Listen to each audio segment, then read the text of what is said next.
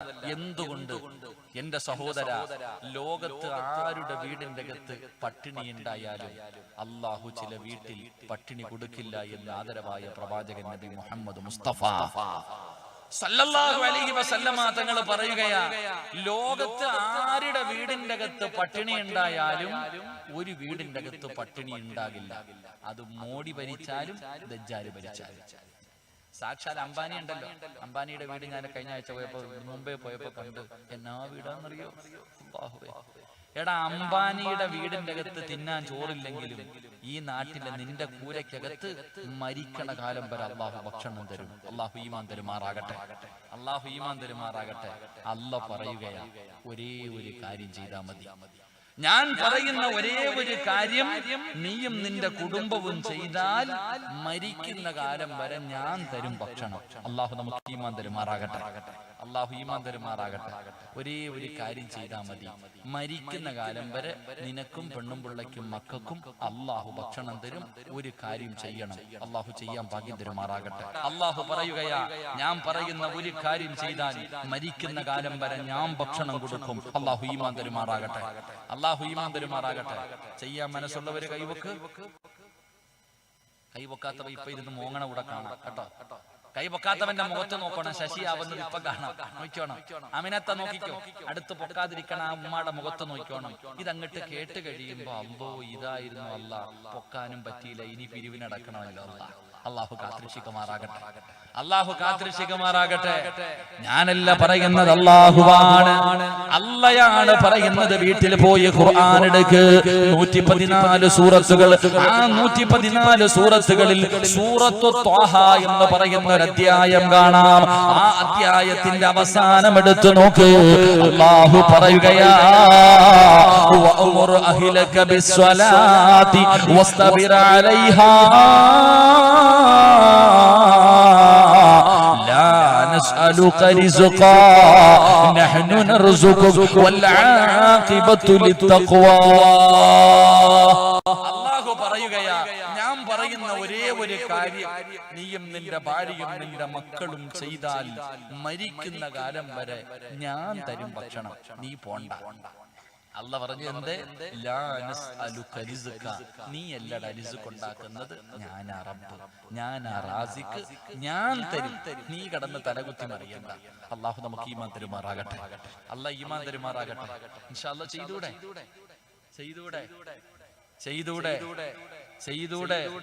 അല്ലാഹുവേ, ആരൊക്കെ ഈ സദസ്സിലിരുന്നു കൊണ്ട് ഇൻഷാ അല്ലാഹ് ഉറക്കെ പറയുന്നു, മരിക്കുന്ന സമയത്ത് ലാ ഇലാഹ ഇല്ലല്ലാഹ് എന്ന് ഉറക്കെ പറഞ്ഞു മരിക്കാൻ ഈ ഇൻഷാ അല്ലാഹ് പറയുന്നവർക്ക് നീ ഭാഗ്യം കൊടുക്കണം പടച്ചവനെ. ഇനി ഒരു ഇൻഷാ അല്ലാഹ് പറഞ്ഞേ, ഒന്നുകൂടെ പറ, ഒന്നുകൂടെ പറ. അല്ലാഹു ഈമാൻ തരുമാറാകട്ടെ. അല്ലാഹു പറയുകയാ, 5 വഖത്ത് പള്ളിന്ന് ബാങ്ക് വിളിക്കുമ്പോ നീയും നിന്റെ ഭാര്യയും മക്കളും നിസ്കരിച്ചാ മതി, ഞാൻ തരും മരിക്കണ കാലം വരെ ഭക്ഷണം. അല്ലാഹു ഈമാൻ തരുമാറാകട്ടെ, അല്ലാഹ് ഈമാൻ തരുമാറാകട്ടെ. എടാ, അല്ലാഹ് പറയാ, നീ തലകുത്തിയൊന്നും അറിയണ്ട, 5 വഖത്ത് നിസ്കരിക്കുക. വഅ്മുർ അഹ്ലക ബിസ്സലാത്തി വസ്തബിർ അലൈഹാ ലാ നസ്അലുക റിസ്ഖാ നഹ്നു നർസുഖുക.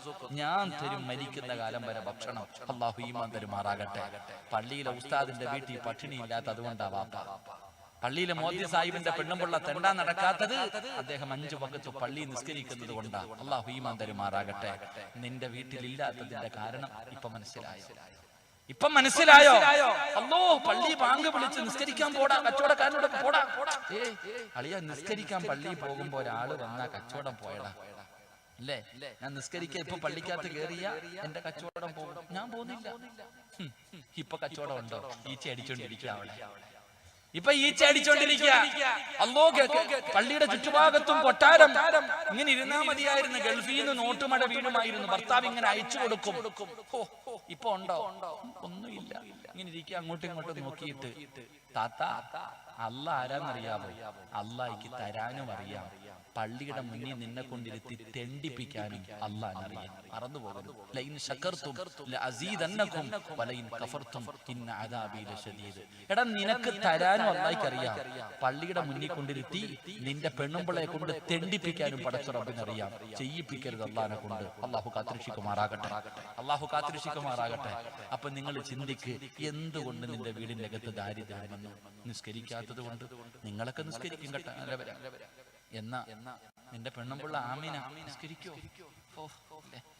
നിങ്ങളൊക്കെ നല്ലവർ, 5 വഖത്ത് നിസ്കരിക്കുന്ന നല്ല ആൾക്കാരാ. പക്ഷെ വീട്ടിൽ പെണ്ണുമ്പിള്ളയുണ്ട്, നിസ്കരിക്കോ? പറവകളെ പോലെ മുടിയും വെളുത്തി കിടക്കണം 3-4 എണ്ണം ഉണ്ടല്ലോ, നിസ്കരിക്കോ? ഓ പടച്ചോനെ, അതില്ല ഉസ്താദെ. എന്തേ അവർക്കൊന്നും നിസ്കാരം നിർബന്ധമില്ലേ? നിന്റെ ഭാര്യയും മക്കളും എന്തേ മുസ്ലിമീങ്ങളല്ലേ? അവർക്ക് അള്ളാഹു പ്രത്യേകം എന്തെങ്കിലും മസല വെച്ചിട്ടുണ്ടോ? മദ്രസയെ പഠിച്ചിട്ടുണ്ട്, 7 വയസ്സുള്ളവനോട് നിസ്കരിക്കാൻ കൽപ്പിക്കണം. 10 വയസ്സായിട്ട് നിസ്കരിക്കാത്തവൻ എന്ത് ചെയ്യണം? പറയണ മക്കളെ എന്ത് ചെയ്യണോടാ? പ്രായമുള്ളതൊക്കെ വായി നോക്കിയിരിക്കും. എന്ത് ചെയ്യണം? അടിക്കാൻ. 7 വയസ്സുള്ളവനെ നിസ്കരിക്കാൻ കൽപ്പിക്കണം, 10 വയസ്സായിട്ട് നിസ്കരിക്കാത്തവനെ തല്ലണം, എന്നിട്ട് നിസ്കരിപ്പിക്കണം. നിസ്കരിക്കാത്തതിന്റെ പേരിൽ മക്കളെ തല്ലിയ ഏതെങ്കിലും ഒരു വാപ്പ ഉണ്ടെങ്കിൽ കൈവപ്പിക്കുക. ഒന്ന് കണ്ടിട്ട് മരിക്കാനുള്ള ആഗ്രഹങ്ങൾ. ആരെങ്കിലും പൊക്കറോ? ഒരാളെങ്കിലും നിസ്കരിക്കാത്തതിന്റെ പേര് മക്കളെ തല്ലിയ ഏതെങ്കിലും ഒരു വാപ്പ, ഉമ്മമാരാരെങ്കിലും ഉണ്ടെങ്കിൽ ഒന്ന് കൈവക്ക. ആണുങ്ങൾ ആരുമില്ല. 3-4 പെണ്ണുങ്ങളുണ്ട്. അള്ളാഹു നിങ്ങൾക്ക് സ്വർഗം നൽകുമാറാകട്ടെ. ഉറക്കപ്പറ, അള്ളാഹു സ്വർഗം നൽകുമാറാകട്ടെ. ഈ കൈപൊക്കാത്ത നിങ്ങളുടെ എല്ലാവരുടെയും ആമക്കളും പെൺമക്കളും 5 വഖത്ത് ഖളാഅക്കാതെ നിസ്കരിക്കുന്നവരാണെന്ന് വിശ്വസിക്കാൻ ഞാൻ മലക്കല്ലടോ, നിങ്ങളെ പോലൊരു മനുഷ്യനായി പോയി. ഇല്ലെങ്കിൽ വിശ്വസിക്കാമായിരുന്നു. അള്ളാഹു ഈമാൻ തരുമാറാകട്ടെ. നിങ്ങൾ ആലോചിക്കേ, എടാ ഇന്ന് ആകെ ഉള്ളത് ഒരു പെൺകുട്ടിയാ. ടെൻഷനാ, എങ്ങനെ കിട്ടിക്കും ഉസ്താദേ? ആകെ ഉള്ളത് ഒരു പെൺകുട്ടി, രാവും പകലും കിടന്നിട്ട് കഷ്ടപ്പെടാ ഒരെണ്ണത്തിനെ കെട്ടിക്കാൻ. എന്നാ നിന്റെ വാപ്പ 5 എണ്ണത്തിനെ കെട്ടിച്ചത് എങ്ങനാ? ഈ നിരന്നിരിക്കണ വാപ്പാമാരോട് ചോദിക്കാ, നിനക്ക് 5 പെങ്ങന്മാരുണ്ടായിരുന്നു, നിന്റെ വാപ്പായ്ക്ക് ബാങ്ക് ജോലിയാ, ഏക്കർ കണക്കിന് വസ്തു ഉണ്ടായിരുന്നു, വാപ്പ സൗദി അറേബ്യയിലെ ഭരണാധികാരിയുടെ പി ആയിരുന്നില്ലല്ലോ. നിന്റെ വാപ്പ 5, 6, 8 എണ്ണത്തിനെ കെട്ടിച്ചത് എങ്ങനെ? നിന്നെയൊക്കെ കെട്ടിച്ചു വിട്ടത് എങ്ങനെ? നിങ്ങളുടെ വാപ്പമാര് നല്ല തന്നിട്ടല്ലേ കെട്ടിച്ചു വിട്ടെ? സ്വർണവും പൈസയും തന്നിട്ട് കെട്ടിച്ചു വിട്ടല്ലോ. പിരിവിന് നടന്നിട്ട ഏതെങ്കിലും കമ്മിറ്റി ഓഫീസിൽ പരാതി കൊടുത്തിട്ട് അപേക്ഷ കൊടുത്തിട്ട് കാത്തിരുന്നിട്ട് കെട്ടിച്ച് അല്ലല്ലോ. എങ്ങനെ പണ്ടുള്ളവരൊക്കെ മക്കളെ കെട്ടിച്ചു വിട്ടു? പണ്ടുള്ളവർ മക്കളെ കെട്ടിച്ചു വിട്ടു. അന്ന് മന്തിയില്ല, മട്ടനില്ല, ഒന്നുമില്ല. തിന്ന വയറ് നിറയുമായിരുന്നു. ഇന്ന് തിന്ന വയറ് നിറയണില്ല. എന്തുകൊണ്ട്? നമ്മുടെ വീട്ടിൽ പണ്ടൊരു കാര്യമുണ്ടായിരുന്നു, ഇന്ന് നമ്മുടെ വീടിന്റെ അകത്തൊരു കാര്യമില്ല. അതുകൊണ്ട് തന്നെ അള്ളാഹു നമുക്ക് ഈമാൻ തരുമാറാകട്ടെ. പണ്ട് നമ്മുടെ വീടിന്റെ അകത്തൊരു കാര്യമുണ്ടായിരുന്നു, ഇന്ന് നമ്മുടെ വീടിന്റെ അകത്തൊരു കാര്യമില്ല. എന്തേ കാര്യം? തന്റെ മക്കൾ നിസ്കരിച്ചില്ലെങ്കിൽ തല്ലി നമസ്കരിപ്പിക്കാൻ, തന്റെ മക്കളെ മര്യാദ പഠിപ്പിക്കാൻ ഏത് വീടിന്റെ അകത്താണോ ഒരു വാപ്പ ഒരു വടിവെട്ടി വെച്ചിരിക്കുന്നത്, അള്ളാഹു ആ വീട്ടിൽ ബർക്കത്ത് ചെയ്യുമെന്ന് ആദരവായ പ്രവാചകൻ നബി മുഹമ്മദ് മുസ്തഫ സല്ലല്ലാഹു അലൈഹി വസല്ലം. പണ്ട് മക്കള് തെറ്റ് ചെയ്താൽ അവനെ ശിക്ഷിക്കാൻ, അവനെ നന്നാക്കാൻ നമ്മുടെ വാപ്പ വീടിന്റെ അകത്ത് ഒരു വടിവെട്ടി വെച്ചിട്ടുണ്ടായിരുന്നു. അതുകൊണ്ടാണ് പണ്ടത്തെ വീടുകളിൽ ബർക്കത്തുണ്ടായത്. പണ്ടത്തെ വീടുകളിൽ ബർക്കത്തുണ്ടാകാനുള്ള കാരണം, തന്റെ മക്കള് തെറ്റ് ചെയ്താൽ ആ തെറ്റ് തിരുത്തി കൊടുക്കാൻ, നിസ്കരിക്കാത്തവനെ തല്ലി നമസ്കരിപ്പിക്കാൻ നിന്റെ വാപ്പ ഒരു വടിവെട്ടി വീട്ടിന്റെ അകത്ത് വെച്ചിട്ടുണ്ടായിരുന്നു. അതുകൊണ്ട് 5 പെൺമക്കളെ പിരിവെടുക്കാതെ നിന്റെ വാപ്പ കെട്ടിച്ചത്. ആ വാപ്പാടെ മോനായ നീ ഇന്ന് ഒരെണ്ണവേ ഉള്ളൂ, രാവും പകലും കിടന്ന് ഓടുകയാ. അള്ളാഹു കാത്തിരക്ഷിക്കുമാറാകട്ടെ, അള്ളാഹ് കാത്തിരക്ഷിക്കുമാറാകട്ടെ. അപ്പൊ വീട്ടില് മക്കളെ തല്ലാൻ ഒരു വടിവെട്ടി വെച്ചിട്ടുണ്ടോ ആരെങ്കിലും? ഒന്ന് കൈവക്കിക്കുക, കാണട്ടെ. വീട്ടിൽ മക്കളെ നേരെയാക്കാൻ ഒരു വടിവെട്ടി വെച്ചിട്ടുള്ള ഏതെങ്കിലും വാപ്പ, അവിടെയും പരാജയം. പെണ്ണുങ്ങൾ ആരെങ്കിലും ഉണ്ടോ? TV ഉള്ളവരൊക്കെ ഒന്ന് കൈവെക്കാൻ പറഞ്ഞാൽ ഇപ്പൊ പൊക്കുന്ന കാണാം. വെച്ചോ ബർക്കത്തിന്. ഉസ്താദ് ചൂരലൊന്നും വാങ്ങി വെക്കാൻ പറ്റത്തില്ല. TV 2-3-4 എണ്ണം ഉണ്ട്, മൊബൈലും ഉണ്ട്, ലാപ്ടോപ്പും ഉണ്ട്, എല്ലാം ശരിയായി. അള്ളാഹു ബർക്കത്ത് ചെയ്യും. കാത്തിരുന്നോ? അള്ളാഹു ഈമാൻ തരുമാറാകട്ടെ. അപ്പൊ ഇനി നീ പറ, നിന്റെ വീടിന്റെ അകത്ത് പട്ടിണി വരുത്തിയതിന്റെ കാരണം നീ തന്നെയല്ലേ? നിങ്ങൾ തന്നെയല്ലേ, അല്ലാതെ മോഡി അണ്ണനല്ലല്ലോ. അല്ലാഹു ഈമാൻ തരുമാറാകട്ടെ. അപ്പൊ മനസ്സിലായില്ലേ? നീ വിചാരിച്ചോ ആ ചങ്ങാതി എന്തിനാ കുറ്റം പറയണേ? എടാ നിന്റെ കയ്യിലിരിപ്പ് കൊണ്ടാ നിന്റെ കുടുംബം ഇങ്ങനെ ആയത്. വേറെ ആരെയും കുറ്റപ്പെടുത്തണ്ട. അല്ലാഹു ഈമാൻ തരുമാറാകട്ടെ. 2, എന്റെ പ്രിയമുള്ള സഹോദരങ്ങളെ, നിസ്കരിച്ചാൽ കിട്ടുന്ന ഒന്നാമത്തെ പ്രതിഫലം മരിക്കുന്ന കാലം വരെ അല്ലാഹു ഭക്ഷണം തരും. 2, 5 നന്മ പറയും 5 വഖത്തിന്. 5 വഖത്ത് നിസ്കരിക്കുന്നവന് അല്ലാഹു തരുന്ന 5 പ്രതിഫലം പറഞ്ഞിട്ട് ഞാൻ നിർത്തുകയാ. ആരും വാച്ചി നോക്കണ്ട. ഇപ്പോഴേ എത്ര ആയി ഇപ്പൊ സമയം? 11:45. എത്രയായോ? 10:40. ഞാൻ എത്ര മണിക്ക് നിർത്താന്ന് പറഞ്ഞു? 11:11 നിർത്താന്ന് പറഞ്ഞു. 10:45 നിർത്താന്ന് പറഞ്ഞില്ലേ? കറക്റ്റ് ടൈമായി. ഇപ്പൊ 10:45 നിർത്താന്നല്ലേ പറഞ്ഞേ? പറയറോ? ഇപ്പൊ 10:45. എന്ത് വേണം? നിർത്തണോ പറയണോ? നിങ്ങൾ ഇരിക്കുവാണെങ്കിൽ 5 വഖത്ത് നിസ്കരിച്ച അല്ലാഹു തരുന്ന പ്രതിഫലം പറയും. ഇല്ലെങ്കിൽ ദുആ ചെയ്യും. എന്ത് വേണം? എന്ത് വേണം? വേണമെന്നുള്ളവർ കൈപൊക്കിക്കേ. തത്തന്മാരെ എങ്ങനെ പൈസ ചോദിക്കുമ്പോ ഇതുപോലെ പൊക്കിക്കോണല്ലോ. ഞാൻ പൈസ ചോദിക്കുമ്പോ ഈ ആത്മാർത്ഥത കാണണം കേട്ടോ. അപ്പൊ കുനിഞ്ഞിരിക്കരുത്. അല്ലാഹു ബർക്കത്ത് ചെയ്യുമാറാകട്ടെ. എന്റെ പ്രിയമുള്ള സഹോദരങ്ങളെ, നല്ല മരണം വേണമെന്ന് ആഗ്രഹിക്കുന്നവർ കൈപൊക്കിക്കേ. നല്ല മരണം. അവിടെ ഇരിക്കേണ്ട പെണ്ണുങ്ങൾ ഇനിയിപ്പോ എന്നാ പറഞ്ഞാലും പൊക്കൂല്ല. ഞങ്ങൾക്കൊന്നും വേണ്ട ഉസ്താദേ, നിങ്ങളൊന്ന് വയൽ നിർത്തിയാൽ മതി. അത് അവരുടെ ആഗ്രഹം, കുഴപ്പമില്ല. നല്ല മരണം വേണം. അമേരിക്കൻ പ്രസിഡന്റിന്റെ ഒരു കത്തെഴുതി അയച്ചാൽ മതി. കിട്ടുമോ? ഇന്ത്യൻ പ്രധാനമന്ത്രിയുടെ ഒരു കത്തെഴുതി കൊടുത്താൽ കിട്ടുമോ? ഉസ്താദേ, ഈ മദ്രസയുടെ 30 ലക്ഷവും ഞാൻ തരാം. വെള്ളിയാഴ്ച സുജൂദി കിടക്കുമ്പോ മരിക്കണം. കിട്ടുമോ? കിട്ടുമെന്ന് ഉറപ്പുണ്ടോ? അല്ലാഹു പറയുകയാ, എനിക്ക് പൈസ ഒന്നും വേണ്ട, ഞാൻ തരാം നല്ല മരണം. ചില ഉമ്മമാര് പറയും, ഉസ്താദേ എന്റെ ഉമ്മ വിളിച്ചത് വെള്ളിയാഴ്ച രാവിലെ, എന്റെ വാപ്പ റമദാൻ 27 ഉസ്താദെ മരിച്ചേ. പറഞ്ഞിട്ടാ വിചാരിക്കും അല്ലാഹ് ഇവന് സ്വർഗം കൊടുക്കുന്നു. നിന്റെ വാപ്പ വെള്ളിയാഴ്ച രാവിലെ മരിച്ച വാപ്പ രക്ഷപ്പെട്ടു. നിനക്ക് എന്നാ കിട്ടാനാ? നിനക്കൊന്നും കിട്ടത്തില്ല. നിനക്ക് വല്ലതും കിട്ടണമെങ്കിൽ ഈ വെള്ളിയാഴ്ച മരിച്ചു കാണിച്ചു. എന്റെ പ്രിയമുള്ളവരെ, അല്ലാഹു പറയുകയാണ്, എനിക്കാരും 5 നയാ പൈസ തരണ്ട, തലകുത്തി കിടക്കണ്ട. അല്ലാഹു പറയുന്നു, നല്ല മരണം വേണോ? ഞാൻ തരാം. ആർക്കാണ് നല്ല മരണം വേണ്ടത്? ഞാൻ തരാം. വല്ലാഖിബത്തു ലിത്തഖ്വാ. അല്ലാഹു പറയുകയാ, പെങ്ങളെ, പല പെണ്ണുങ്ങളും വെള്ളിയാഴ്ച രാവിലെ മരിച്ചു കിടന്നപ്പോ നീ പോയിട്ട് അവളുടെ മുഖത്ത് നോക്കിയിട്ട് പറഞ്ഞല്ലോ,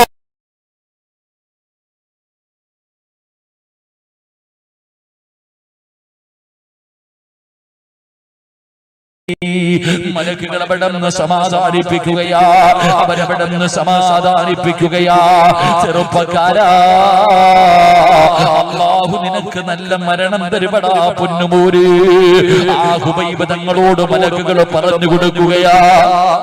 മലക്കുകൾ പറഞ്ഞു കൊടുക്കുകയാ, നിന്നെ കളിയാക്കുന്നവരുടെ മുഖത്ത് നോക്കിയിട്ട് വിളിച്ചു പറലാ ഇലാഹ ഇല്ലല്ലാഹ്. വിളിച്ചു പറയടാ ഹുബൈബ്, എന്റെ പൊന്നുമോനെ. കഴുകുമരത്തിൽ തൂക്കുകയറിന്റെ അകത്ത് ഹുബൈബ് കിടക്കുമ്പോ ആ മുഖത്തെ ചിരി കണ്ടിട്ട് ശത്രുക്കള് പോലും അത്ഭുതപ്പെട്ടു പോയടാ പൊന്നുമോരി. അതുകൊണ്ട് നമസ്കരിച്ചാൽ അല്ലാഹു തരുന്ന 2ാമത്തെ പ്രതിഫലം നല്ല മരണമാ. നല്ല മരണമാ. വാപ്പാ കഷ്ടപ്പെടുന്നത് വെറുതെയല്ല. രോഗം പിടിച്ച് കിടന്നിട്ട് നീ നിസ്കരിക്കുന്നല്ലോ. ഇതിനല്ല നിനക്ക് തരുന്ന പ്രതിഫലം കേൾക്കണോ? ഇതിനല്ല നിനക്ക് തരുന്ന പ്രതിഫലം കേൾക്കണോ? അല്ലാഹുവിന്റെ പ്രവാചകൻ അവിടെന്ന് പറഞ്ഞു, സ്വഹാബ, ഒരു മനുഷ്യൻ മരിക്കാൻ കിടക്കുമ്പോ ഷഹാദത്ത് കലിമ പറഞ്ഞു കൊടുക്കണേ സഹാബ. മരിക്കാൻ കിടക്കുന്ന മനുഷ്യന് ഷഹാദത്ത് കലിമ പറഞ്ഞു കൊടുക്കണമല്ലോ. ഇങ്ങനെ നമസ്കരിക്കുന്ന വാപ്പാ നിനക്കാള് വേണ്ട. നിസ്കരിക്കുന്ന പെങ്ങള്, നിസ്കരിക്കുന്ന ഉമ്മ, നിനക്ക് ലാ ഇലാഹ ഇല്ലല്ലാഹ് പറഞ്ഞു തരാൻ ആള് വേണ്ട. ഈ ലോകത്ത് എവിടെ കിടന്ന് മരിച്ചാൽ നിന്റെ വാപ്പയോ നിന്റെ ഉമ്മയോ നിന്റെ മക്കളോ നിന്റെ ഭർത്താവോ നിന്റെ കൂടപ്പുറപ്പോ നിന്റെ കുടുംബക്കാരോ നിന്റെ കൂട്ടുകാരോ ഒരാളും വേണ്ട. പിന്നെ ആര് പറഞ്ഞു തരുമെന്നറിയോ? നിന്റെ റൂഹ് പിടിക്കുന്ന മലക്കുണ്ടല്ലോ, മലക്കുൽ മൗത്ത് അസ്റായീൽ. അസ്റായിൽ എന്ന് പറയുന്ന മലക്കുണ്ടല്ലോ, ആ മലക്കതാ റൂഹ് പിടിച്ചു. തൊണ്ടക്കുഴിയുടെ ഭാഗത്ത് മലക്കുകൾ കൊണ്ടുവച്ചു. ഇനി തൊണ്ടയിൽ നിന്ന് പിടിക്കാൻ പോവുകയാണ്. ആ തൊണ്ടക്കുഴിയിൽ നിന്ന് റൂഹ് പിടിക്കുന്ന അവസാന സമയം അതാ അസ്റായിൽ എന്ന് പറയുന്ന മലക്ക് നിന്റെ ചെവിയിൽ പറയുകയാ, പറവാപ്പാ പറവാപ്പാ ലാ ഇലാഹ ഇല്ലല്ലാഹ്. അസ്റായിൽ പറഞ്ഞു തരും പെങ്ങളെ, അസ്റായിൽ എന്ന് പറയുന്ന മലക്കുണ്ടല്ലോ, നമസ്കരിച്ച നിനക്ക് ശഹാദത്ത് കലിമ പറഞ്ഞു തരുമെന്ന് മുത്തുനബി അവിടെ നിന്ന് പറഞ്ഞു തരുമ്പോ ഇത് മൂന്നാമത്തെ പ്രതിഫലമാ, ഇത് മൂന്നാമത്തെ പ്രതിഫലമാ. നാലാമത്തെ പ്രതിഫലമെന്ത്? ഉപൈബദങ്ങള് കഴുകുമരത്തിൽ കിടക്കുകയാണ്, മയ്യത്തടിക്കാൻ അനുവദിക്കുന്നില്ല. മയ്യത്ത് അവിടെ തന്നെ കെട്ടി തൂക്കിയിട്ടിരിക്കുക, ഒരാളെയും അടുത്തു പോകാൻ വിടുന്നില്ല, കാവല് നിൽക്കുകയാ. മണിക്കൂറുകൾ കഴിഞ്ഞു, ഒരു ദിവസം കഴിഞ്ഞു. അള്ളാഹുവേ അവിടെ കടന്നു പുഴുത്ത് നാറട്ടെ എന്ന് പറഞ്ഞു മയ്യത്ത് അവിടെ തന്നെ തൂക്കിയിട്ടിരിക്കുകയാ. മുത്തുനബിക്ക് വല്ലാത്ത വിഷമമായി. ഒരു സഹാബി മുത്തുനബി ചോദിച്ചു, ആരാ? എന്റെ ഹുബൈബിനെ കബറടക്കുന്നതാരാ? ഒരു സഹാബി പറഞ്ഞു, ഞാൻ പോകാൻ നബിയെ, ഞാൻ പോകാൻ നബിയെ. ഈ സഹാബി ഇങ്ങനെ പോവാ. ഹുബൈബ് റളിയല്ലാഹു തആല മയ്യത്തഴിക്കാൻ വേണ്ടി ഇങ്ങനെ പോകുമ്പോ ശത്രുക്കളൊക്കെ കാവല് നിൽക്കുന്നു, ശത്രുക്കളൊക്കെ കാവല് നിൽക്കുന്നു. അല്ലാഹുവേ, ഒരു യുവത്വത്തിന്റെ നടുവിലൂടെ നടന്നു പോകുന്ന ഒരു ചെറുപ്പക്കാരിയായ പെണ്ണിങ്ങനെ ഓടി വരികയാണ്. ശത്രുക്കളുടെ ഭാഗത്ത് വന്നിട്ട് ഈ പെണ്ണ് ചോദിച്ചു, ഈ ഹുബൈബിന്റെ തല എനിക്ക് മുറിച്ചു തരൂ? ഹുബൈബ് റളിയല്ലാഹു തആല അൻഹുവിന്റെ തല എനിക്ക് വെട്ടിത്തരുവോ?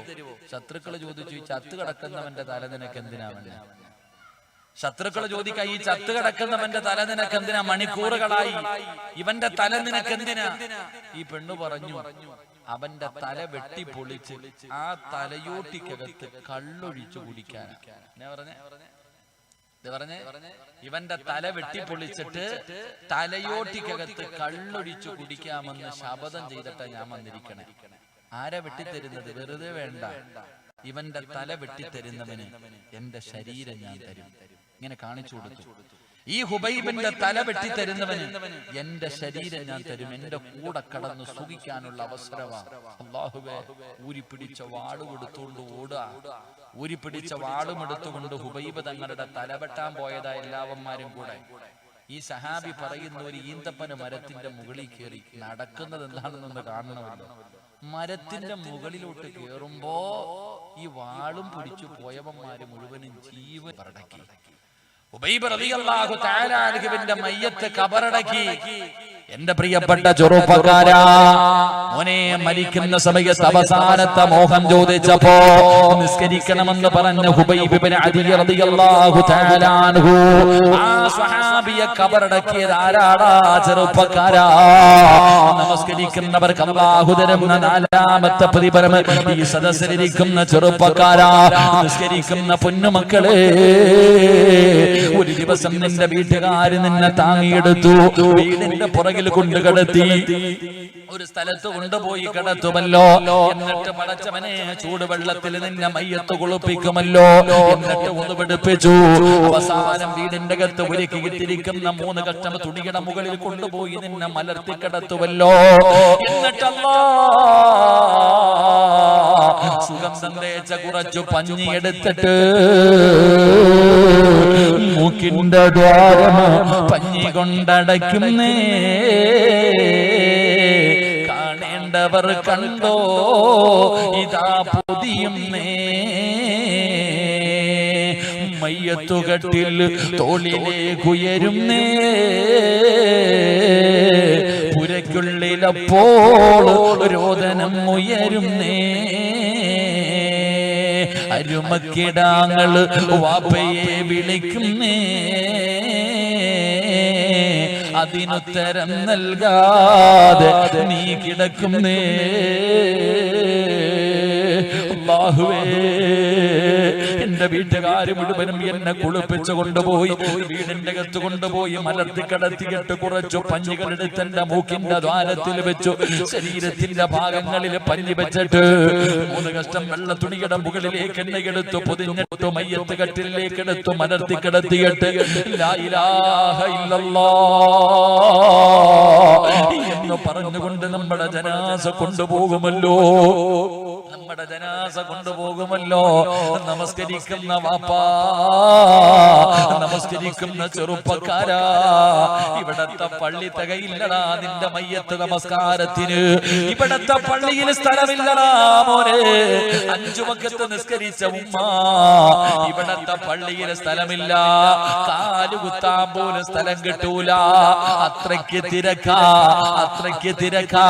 നിന്റെ മയ്യത്ത് കാണാൻ ഇന്ത്യയുടെ പ്രധാനമന്ത്രി വരുന്നത് കൊണ്ടല്ല, പ്രസിഡന്റ് വരുന്നത് കൊണ്ടല്ല, കേന്ദ്രമന്ത്രിമാര് വരുന്നത് കൊണ്ടല്ല, കേരളത്തിന്റെ മുഖ്യമന്ത്രിയോ പ്രതിപക്ഷ നേതാവോ എംപിയോ MLAയോ വരുന്നത് കൊണ്ടല്ല. പിന്നെ പള്ളിയും പരിസരവും നിറയാനുള്ള കാരണം എന്തെന്നറിയോ? വരുന്നതാരെന്നറിയോ?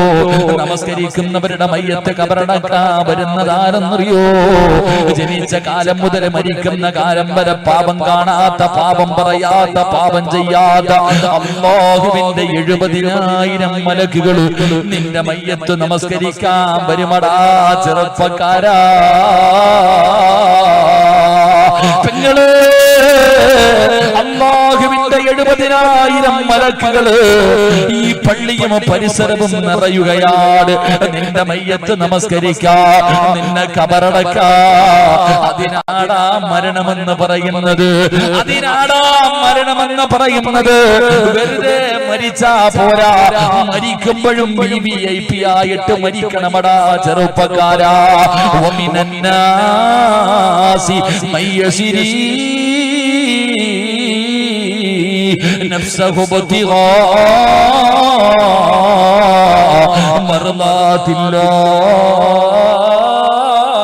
മർളാത്തില്ലാഹ് വല്ലാഹു റഊഫുൻ ബിൽ ഇബാദ്. അതിനാണ് മരണമെന്ന് പറയുന്നത്. അതുകൊണ്ട് നമസ്കരിക്കുന്നവർക്ക് അല്ലാഹു തരുന്ന പ്രതിഫലം. ഉറങ്ങല്ലേ പെങ്ങള്, ഉറങ്ങല്ലേ ഉമ്മ. ഒന്നാമത്തെ പ്രതിഫലം മരിക്കുന്ന കാലം വരെ കഴിക്കാനുള്ള ഭക്ഷണം അല്ലാഹു തരും. 2 നല്ല മരണമാ. 3 മലക്കുൽ മൗത്ത് അസ്റായീൽ അലൈഹിസ്സലാം നിനക്ക് ഷഹാദത്ത് കലിമ പറഞ്ഞു തരികയാണ്. 4ാമത്തെ പ്രതിഫലമെന്ത്? 70,000 മലക്കുകൾ നിന്റെ മയ്യത്ത് കബറടക്കാൻ വരികയാണ്. വൈബദങ്ങളെ കബറടക്കിയത് മലക്കുകളായിരുന്നു. 5ാമത്തെ പ്രതിഫലമെന്ത്? ഈ പ്രപഞ്ചം തന്നെ സൃഷ്ടിക്കാൻ കാരണക്കാരനായ അഷ്റഫുൽ ഖൽഖി നബി മുഹമ്മദ് മുസ്തഫ സല്ലല്ലാഹു അലൈഹി വസല്ലമ തങ്ങളുടെ കൂടെ പടച്ച റബ്ബിന്റെ അനുഗ്രഹങ്ങൾ കൊണ്ട് നിറച്ച സ്വർഗ്ഗമുണ്ടല്ലോ. ആ സ്വർഗ്ഗത്തിലേക്ക് കടന്നു പോകാൻ അല്ലാഹു നിനക്ക് ഭാഗ്യം തരുമെന്ന് നബി മുഹമ്മദ് മുസ്തഫ. പടച്ചവരെ ഞങ്ങൾക്കൊരു നല്ല മരണം തരണേ അല്ലാഹ്. വെള്ളിയാഴ്ച രാവിലെ ഒരു ഷഹീദിനെ പോലെ മരിക്കാൻ നീ ഞങ്ങൾക്ക് ഭാഗ്യം തരണേ അല്ലാഹ്. അതുകൊണ്ട് എന്റെ പ്രിയപ്പെട്ടവരോട് സംഘാടകർ ബക്കറ്റുമായിട്ട് നിങ്ങളുടെ മുന്നിലേക്ക് കടന്നു വരികയാ. ഉറക്കം നടിക്കല്ലേ, കൈകെട്ടിയിരിക്കല്ലേ. അല്ലാഹുവിന്റെ പ്രവാചകം പറഞ്ഞ ഹദീസ് നിനക്ക് ഓർമ്മ വരട്ടെ. മുത്തുനബി പറഞ്ഞ ഹദീസ് ഓർമ്മ വരട്ടെ. ക്യാൻസർ എന്ന് പറയുന്ന രോഗം പിടിച്ചു. ഹോസ്പിറ്റലിൽ കൊണ്ടുപോയപ്പോ ഡോക്ടർ പറഞ്ഞു വീട്ടിൽ കൊണ്ടുപോക്കോ. ആ സമയത്ത് 1000 കൊടുക്കുന്നതിനേക്കാളും നല്ലത് ഇപ്പം കൊടുക്കുന്നതാ. 2 കിഡ്നിയും തകർന്നു പോയി. മാറ്റിവെക്കാം 30-35 ലക്ഷം രൂപയാണ്. ആ സമയത്ത് 500 രൂപ പള്ളിയിലെ ഉസ്താദിന്റെ കയ്യിൽ കൊടുത്ത് ദുആ ചെയ്യിപ്പിക്കുന്നതിനേക്കാളും നല്ലത് ഇപ്പം കൊടുക്കുന്നതല്ലേ. അസ്സദഖത്തു റത്തുൽ ബലാ. സദഖ വിപത്തുകളെ തട്ടിമാറ്റുമെന്ന് നിന്റെ നബി പഠിപ്പിച്ചിട്ടുണ്ടല്ലോ. ക്യാൻസർ എന്ന് പറയുന്ന രോഗത്തിന്റെ അണുക്കൾ നിന്റെ ശരീരത്തിലുണ്ടെങ്കിൽ ഈ ബക്കറ്റിന്റെ അകത്ത് കോടിക്കണക്കിന് രൂപ ഇടണ്ട, ഒരു 10 രൂപ ഇഖ്ലാസോട് കൂടിയിട്ട നിന്റെ ക്യാൻസർ മാറുമല്ലോ, നിന്റെ കിഡ്നിയുടെ രോഗം മാറുമല്ലോ, നിന്റെ സർവ്വ രോഗങ്ങളും മാറുമല്ലോ, സർവ്വ സിഹറുകളും പോകുമല്ലോ, സർവ്വ മുസീബത്തുകളും പോകുമല്ലോ, സർവ്വ ദുരന്തങ്ങളും പോകുമല്ലോ. അല്ലാഹുവിന്റെ റസൂലല്ലേ പറഞ്ഞത്. അതുകൊണ്ട് സംഘാടകർ ബക്കറ്റുമായിട്ട് മുന്നിലേക്ക് കടന്നു വരികയാ. ഒരു സദഖയെടുക്ക്, ഒരു സദഖയെടുക്ക്, എന്നിട്ട് അല്ലാഹുവോട് പറയണം, അല്ലാഹ് അറുത്തു മുറിക്കുന്ന രോഗങ്ങളെ തൊട്ട് കാത്തിരക്ഷിക്കണേ അല്ലാഹ്. മനസ്സ് മറക്കരുത്, ഒരാളും മടി കാണിക്കരുത്. ഒരു സദഖ എടുക്കടാ പൊന്നുമോനെ. എടാ, ആക്സിഡന്റ് പറ്റിയ കൈകാലുകൾ മുറിച്ച് കിടക്കുന്ന അവസ്ഥ പരിതാപകരമാ. അല്ലാഹു നിനക്ക് അങ്ങനെ ഒരു അപകടം നിശ്ചയിച്ചിട്ടുണ്ടെങ്കിൽ ഈ ബക്കറ്റിന്റെ അകത്ത് മനസ്സറിഞ്ഞുകൊണ്ടൊരു സദഖ ഇട്ടാ അല്ലാഹ് നിന്നെ രക്ഷിക്കപ്പെടാ. ചെറുപ്പക്കാരാ, പെങ്ങള്, നൊന്തു പ്രസവിച്ച മക്കളുടെ മയ്യത്ത് കാണുക എന്ന് പറയുന്നത് വല്ലാത്ത പ്രയാസമാ. ഒരു ഉമ്മയ്ക്കും താങ്ങാൻ കഴിയാത്ത പ്രയാസമാ. പടച്ചവര്, അങ്ങനെ ഒരു ഗതി അല്ലാഹു നിനക്ക് തീരുമാനിച്ചിട്ടുണ്ടെങ്കിൽ അത് തട്ടി മാറ്റാൻ ഈ 10 രൂപയ്ക്ക് കഴിയും പെങ്ങള്. അതുകൊണ്ട് മനസ്സറിഞ്ഞുകൊണ്ടൊരു സദഖ ഇട്ടോ. കരുണക്കടലായ അല്ലാഹ് ഈമാൻ കൊടുക്കണേ അല്ലാഹ്, ഈമാൻ കൊടുക്കണേ അല്ലാഹ്. മനസ്സറിഞ്ഞുകൊണ്ട് സദഖ ചെയ്യുന്നവര് നീ കൈവിടല്ലേ അല്ലാഹ്. എല്ലാവരും മനസ്സറിഞ്ഞുകൊണ്ട് കൈകെട്ടിയിരിക്കുന്നതിനേക്കാളും നല്ലത് ഉള്ളതിൽ പങ്കുകൊടുക്കുക, ഉള്ളതിൽ പങ്കുകൊടുക്കുക. എന്റെ പ്രിയപ്പെട്ടവരെ, ക്യാൻസർ വന്നിട്ട് വീട് വിൽക്കുന്നതിനേക്കാളും നല്ലത് ഈ 10 രൂപ കൊടുത്ത് ആ രോഗം അങ്ങ് ശിഫയാക്കുന്നതിലല്ലേ. കിഡ്നിയുടെ രോഗം മാറ്റാൻ, നിന്റെ ശരീരത്തിലെ മുഴ മാറാൻ, ട്യൂമർ മാറാൻ, നിന്റെ പ്രയാസം മാറാൻ ഈ ബക്കറ്റിന്റെ അകത്ത് എന്തെങ്കിലും വിട്ടിട്ട് അല്ലാഹുവേ ഈ ബർക്കത്ത് കൊണ്ട്, ഈ സദഖയുടെ ബർക്കത്ത് കൊണ്ട് എന്റെ രോഗം ശിഫയാക്ക്, എന്റെ എല്ലാ മുസീബത്തുകളും മാറ്റിത്ത. മനസ്സറിഞ്ഞിട്ട് സദഖ ചെയ്യൂ. അല്ലാഹു സ്വീകരിക്കുമാറാകട്ടെ, അല്ലാഹു സ്വീകരിക്കുമാറാകട്ടെ.